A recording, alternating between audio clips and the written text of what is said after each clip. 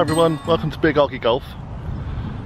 I'm on holiday, so there's no actual golf for me today, but I've just popped up to Weymouth Golf Club. I'm staying at Little Sea Holiday Park, which is just down the road from here in Weymouth, and this is the golf club. It's only a few minutes from the holiday camp, so it would be wrong for me not to pop in and say hello. And I just spoke to the people that run the place, and in the fullness of time, with a little bit of luck, I'll be coming up here and we'll be doing some on-course vlogs as well.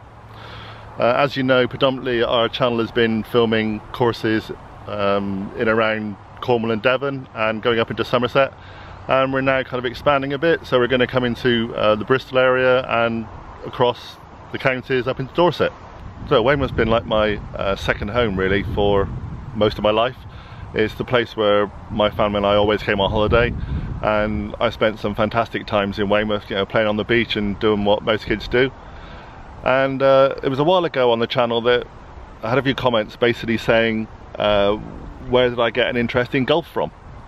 So my interest in golf came from Weymouth.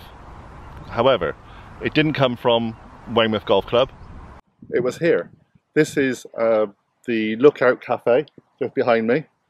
It's now a proper cafe. When I knew it, when I was extremely young, like I was never small, but when I was about 7 or 8, it was basically a wooden hut. We are situated between Bowley's Cove, if you know Weymouth area. Bowley's Cove is this way, Weymouth Bay is that way, and when I was growing up there was a huge big cliff area here that separated the two, and now it's just one big huge bay, but the Lookout Cafe still exists and they've done it up. Now, why are we here at a cafe? Why are we sat on top of this hill, or stood on top of this hill? Because this cafe had a tiny little putting area. Wasn't anything fancy, it was just metal tin cans with little metal spikes numbered numbers on, and you go in there, and for 10p, if I remember rightly, and it went up to 25 at one point, my dad complained like hell when I was older, you would go in and you get a putter.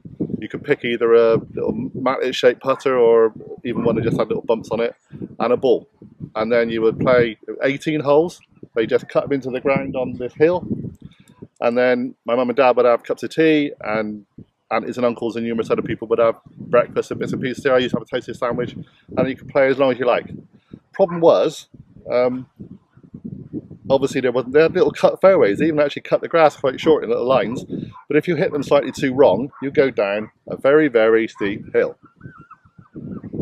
So your putting, your short putting game, probably on say something like the 6th, ended up being 150 yards back uphill. But this is where I started. Like I said, Weymouth was the place that I used to come to on holiday every year. It's like my second home.